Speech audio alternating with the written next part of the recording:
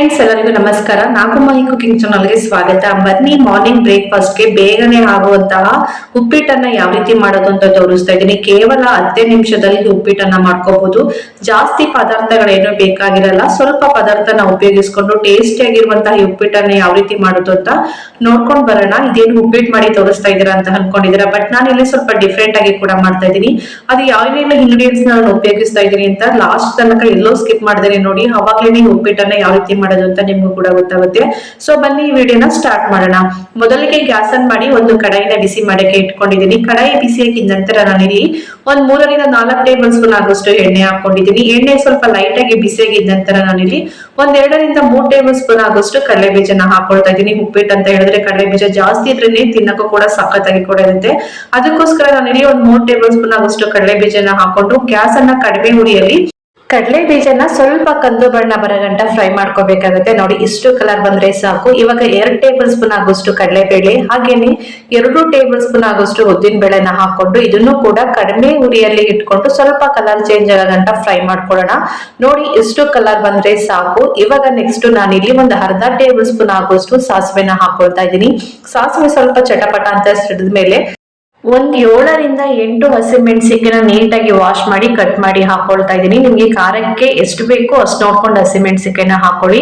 ಈ ಖಾರ ಸ್ವಲ್ಪ ಇಲ್ಲ, ಅದಕ್ಕೋಸ್ಕರ ನಾನಿಲ್ಲಿ ಸ್ವಲ್ಪ ಹಸಿಮೆಣಸಿನ ಜಾಸ್ತಿನೇ ಹಾಕೊಂಡು ಎಣ್ಣೆಲಿ ಏನಿಲ್ಲ ಅಂದ್ರೂ 2 ರಿಂದ 3 ನಿಮಿಷ ಫ್ರೈ ಮಾಡ್ಕೋಬೇಕಾಗತ್ತೆ. ಎಣ್ಣೆಲಿ ಹಸಿಮೆಣಸಿಗೆ ಚೆನ್ನಾಗಿ ಫ್ರೈ ಮಾಡ್ಕೊಂಡಿದ ನಂತರ 1 ಕಡ್ಡಿ ಹಸಿ ಕರಿಬೇವಿನ ಸೊಪ್ಪನ್ನು ಕೂಡ ಹಾಕೊಂಡು ಅದನ್ನು ಕೂಡ ಎಣ್ಣೆಲಿ ಈ ತರ ಕ್ಲೀನ್ ಆಗಿ ಫ್ರೈ ಮಾಡ್ಕೋಬೇಕಾಗತ್ತೆ. ನೋಡಿ, ಈ ತರ ಫ್ರೈ ಮಾಡ್ಕೊಂಡಿದ ನಂತರ ನಾನಿಲ್ಲಿ 3 ಮೀಡಿಯಂ ಸೈಜ್ ಈರುಳ್ಳಿನ ಈ ತರ ಸ್ಲೈಸ್ ಆಗಿ ಕಟ್ ಮಾಡಿ ಹಾಕೊಳ್ತಾ ಇದ್ದೀನಿ. ನೀವೇನಾದ್ರೂ ದೊಡ್ಡ ಗಾತ್ರ ಆದ್ರೆ 1 ಹಾಕೊಳ್ಳಿ, ಇದು ನಾರ್ಮಲ್ ಮೀಡಿಯಂ ಸೈಜು. ಅದಕ್ಕೋಸ್ಕರ ನಾನಿಲ್ಲಿ 3 ಈರುಳ್ಳಿನ ಈ ತರ ಚಿಕ್ಕದಾಗಿ ಕಟ್ ಮಾಡಿ ಹಾಕೊಂಡು ಎಣ್ಣೆಲ್ಲೂ ಕೂಡ ಇದನ್ನ ಫ್ರೈ ಮಾಡ್ಕೊಳ್ತಾ ಇದ್ದೀನಿ. ಈ ತರ ಫ್ರೈ ಮಾಡ್ಕೊಂಡಿದ ನಂತರ ನಾನಿಲ್ಲಿ 1 ಕಪ್ ಅಲ್ಲಿ ನಾನು ಅರ್ಧ ಕಪ್ಪು ಬೀನ್ಸು ಮತ್ತೆ ಒಂದು ಅರ್ಧ ಕಪ್ಪು ಕ್ಯಾರೆಟ್ ಅನ್ನ ನೀಟಾಗಿ ವಾಶ್ ಮಾಡ್ಕೊಂಡು ಆದಷ್ಟು ಚಿಕ್ಕದಾಗಿ ಕಟ್ ಮಾಡಿ ಹಾಕೊಳ್ತಾ ಇದ್ದೀನಿ.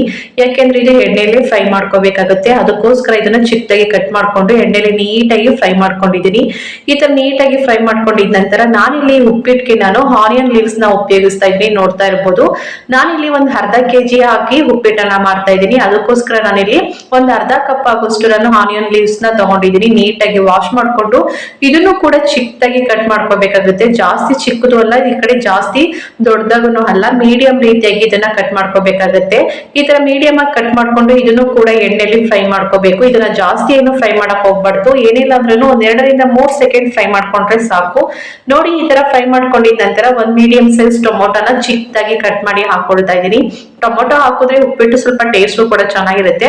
ಒಬ್ಬೊಬ್ರು ಉಪ್ಪಿಟ್ಟಿಗೆ ಟೊಮೊಟೊನು ಕೂಡ ಹಾಕಲ್ಲ, ಇಷ್ಟ ಇದ್ರೆ ಹಾಕೊಳ್ಳಿ, ಇಲ್ಲಾಂದ್ರೆ ಸ್ಕಿಪ್ ಮಾಡ್ಕೋಬಹುದು. ನೋಡಿ, ಈ ತರ ಟೊಮೊಟೊ ಹಾಕಿದ ನಂತರ ಸ್ವಲ್ಪ ಸಾಫ್ಟ್ ಆಗೋಗೋಸ್ಕರ ನಾನು ಸ್ವಲ್ಪ ಇಲ್ಲಿ ರುಚಿಗೆ ತಕ್ಕಷ್ಟು ಉಪ್ಪನ್ನ ಹಾಕೊಳ್ತಾ ಇದ್ದೀನಿ. ಇದು ಉಪ್ಪೆಲ್ಲ ಎಲ್ಲದಕ್ಕೂ ಹಿಡಿಬೇಕು.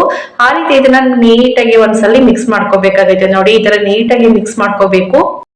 ಇವಾಗ ನೀರನ್ನ ಹಾಕೊಳ್ತಾ ಇದ್ದೀನಿ. ನೀವು ಯಾವ ಅಳತೆಯಲ್ಲಿ ತಗೊಂಡಿರ್ತೀರೋ ರವೆನ ಅದೇ ಅಳತೆಯಲ್ಲಿ ನೀವು ನೀರನ್ನ ಹಾಕೋಬೇಕಾಗುತ್ತೆ. ನಾನಿಲ್ಲಿ 2 ಲೋಟ ರವೆ ತಗೊಂಡಿದ್ದೀನಿ. ಅರ್ಧ ಕೆಜಿಗೆ ನಾನು ಈ ಅಳತೆಯಲ್ಲಿ 2 ಲೋಟ ರವೆ ಆಗುತ್ತೆ. ಸೊ ಈ ಲೋಟ ಅಳತೆಯಲ್ಲಿ ನಾನು 1 ಲೋಟ ರವೆಗೆ ನಾನಿಲ್ಲಿ 2 ಲೋಟ ಅಳತೆಯಲ್ಲಿ ನಾನು 4 ಲೋಟ ಆಗೋಷ್ಟು ನೀರನ್ನ ಹಾಕೊಂಡಿದ್ದೀನಿ. ಅಂದ್ರೆ 1 ಲೋಟಕ್ಕೆ 2 ಲೋಟ ನೀರ್ ಹಾಕೋಬೇಕಾಗುತ್ತೆ. ಅದೇ ಮೆಜರ್ಮೆಂಟ್ ಅಳತೆಯಲ್ಲಿ 4 ಲೋಟ ನೀರನ್ನ ಹಾಕೊಂಡಿದ್ದೀನಿ ಅಷ್ಟೇನೆ. ಇವಾಗ ಗ್ಯಾಸ್ ಅನ್ನ ಹೈ ಫ್ಲೇಮ್ ಅಲ್ಲಿ ಇಟ್ಕೊಂಡು ಒಂದ್ಸಲ ನೀಟಾಗಿ ಮಿಕ್ಸ್ ಮಾಡ್ಕೋಬೇಕಾಗುತ್ತೆ. ನೋಡಿ, ಈ ತರ ನೀಟಾಗಿ ಮಿಕ್ಸ್ ಮಾಡ್ಕೊಂಡಿದ ನಂತರ 1/4 ಟೇಬಲ್ ಸ್ಪೂನ್ ಆಗೋಷ್ಟು ನಾನಿಲ್ಲಿ ಅರಿಶಿನ ಪುಡಿನ ಹಾಕೊಳ್ತಾ ಇದ್ದೀನಿ. ಹಾಗೇನೆ ಒಂದು ಅರ್ಧ ಕಪ್ ಆಗೋಷ್ಟು ಕೊತ್ತಂಬರಿ ಸೊಪ್ಪನ್ನ ನೀಟಾಗಿ ವಾಶ್ ಮಾಡ್ಕೊಂಡು ಈ ತರ ಚಿಕ್ಕದಾಗಿ ಕಟ್ ಮಾಡಿ ಹಾಕೊಳ್ತಾ ಇದ್ದೀನಿ.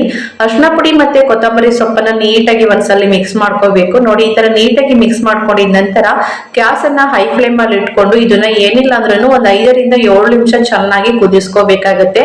ಈ ನೀರು ಎಷ್ಟು ಕುದಿ ಬರುತ್ತೋ ಅಷ್ಟು ಉಪ್ಪಿಟ್ಟು ಟೇಸ್ಟಿಗೆ ಕೂಡ ಬರುತ್ತೆ. ನೋಡಿ, ಇವಾಗ ಈ ತರ ಚೆನ್ನಾಗಿ ಕುದ್ದಿದ ನಂತರ ಒಂದ್ಸಲಿ ಉಪ್ಪು ಖಾರ ಏನಾದ್ರು ಬೇಕಂದ್ರೆ ಈ ಟೈಮ್ ಅಲ್ಲಿ ಹಾಕೊಳ್ಳಿ. ನೋಡಿ, ನಾನಿಲ್ಲಿ ಉಪಯೋಗಿಸ್ತಾ ಇರುವಂತಹ ಸೂಜಿ ರವೆ, ರೋಸ್ಟೆಡ್ ಸೂಜಿ ರವೆ, ಇದು ಆಲ್ರೆಡಿ ಹುರಿದಿದೆ.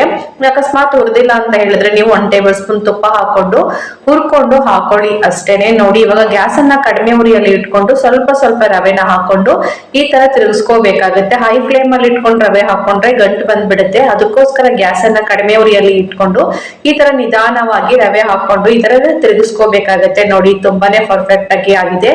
ಈ ರೀತಿ ತೆಳುವಾಗಿ ತೆಳುವಾಗಿ ಮಾಡ್ಕೊಂಡ್ರೆ ರವೆ ಒಂದ್ 5 ನಿಮಿಷ ಆದ್ಮೇಲೆ ಫುಲ್ಲು ಗಟ್ಟಿ ಆಗ್ಬಿಡುತ್ತೆ. ಅದಕ್ಕೋಸ್ಕರ ನಾನು ಈ ರೀತಿ ತೆಳುವಾಗಿ ಮಾಡ್ಕೊಂಡಿದೀನಿ ಅಷ್ಟೇನೆ. ಇವಾಗ ಈ ರವೆನ ಒಂದ್ಸಲ ನೀಟಾಗಿ ಮಿಕ್ಸ್ ಮಾಡ್ಕೊಂಡು ಕಡಿಮೆ ಉರಿಯಲ್ಲೇನೆ ಒಂದ್ 2 ರಿಂದ 3 ನಿಮಿಷ ಉಪ್ಪಿಟ್ಟನ್ನ ಈ ತರ ತಿರುಗಿಸಿ ಕೈ ಬಿಡದವ್ರಂಗೆ ಬೇಯಿಸ್ಕೋಬೇಕಾಗುತ್ತೆ. ನೋಡಿ ತುಂಬಾನೇ ಪರ್ಫೆಕ್ಟ್ ಆಗಿ ಉಪ್ಪಿಟ್ಟು ಕ್ಲೀನ್ ಆಗಿ ಕೂಡ ಬೆಂದಿದೆ. ಇಷ್ಟಾದ್ರೆ ಸಾಕು. ಇವಾಗ ಗ್ಯಾಸ್ ಅನ್ನ ಆಫ್ ಮಾಡ್ಕೊಂಡು ಒಂದು ಪ್ಲೇಟ್ಗೆ ಸರ್ವ್ ಮಾಡ್ಕೊಂಡು ತೋರಿಸ್ತಾ ಇದೀನಿ. ನೋಡಿ ತುಂಬಾನೇ ಪರ್ಫೆಕ್ಟ್ ಆಗಿದೆ ಉಪ್ಪಿಟ್ಟು. ಜಾಸ್ತಿ ಗಟ್ಟಿಯಾಗೂ ಕೂಡ ಇಲ್ಲ, ಹಾಗೇನೆ ತೆಳುವಾಗಿ ಕೂಡ ಇಲ್ಲ. ತುಂಬಾನೇ ಪರ್ಫೆಕ್ಟ್ ಆಗಿ ಕೇವಲ 10 ನಿಮಿಷದಲ್ಲಿ ಉಪ್ಪಿಟ್ಟನ್ನ ಮಾಡ್ಕೋಬಹುದು. ಯಾರಿಗೆ ಉಪ್ಪಿಟ್ಟು ಇಷ್ಟ ಇಲ್ಲ ಅಂತ ಹೇಳ್ತಾರೋ ಅವರಿಗೆ ಆನಿಯನ್ ಲೀವ್ಸ್ ಇಂದ ಈ ರೀತಿ ಉಪ್ಪಿಟ್ಟು ಮಾಡ್ಕೊಡಿ. ಟೇಸ್ಟ್ ಅಂತೂ ಸಖತ್ತಾಗಿ ಕೂಡ ಇರುತ್ತೆ. ಒಂದ್ಸಲಿ ತಿಂದ್ರೆ ಪದೇ ಪದೇ ಕೇಳಿ ಮಾಡಿಸ್ಕೊಂಡು ತಿಂತಾರೆ, ಅಷ್ಟು ಸಖತ್ತಾಗಿ ಕೂಡ ಇರುತ್ತೆ. ಸೊ ನೀವು ಮನೆಯಲ್ಲಿ ಮರಿದೇನೆ ಟ್ರೈ ಮಾಡಿ ನೋಡಿ. ಯಾವ ರೀತಿ ಬಂತು ಅಂತ ಕಮೆಂಟ್ ಮೂಲಕ ತಿಳಿಸಿ. ಹೊಸದಾಗಿ ನಮ್ಮ ಚಾನೆಲ್ ನೋಡ್ತಾ ಇದ್ರೆ ಪ್ಲೀಸ್ ಸಬ್ಸ್ಕ್ರೈಬ್ ಮಾಡ್ಕೊಳ್ಳಿ.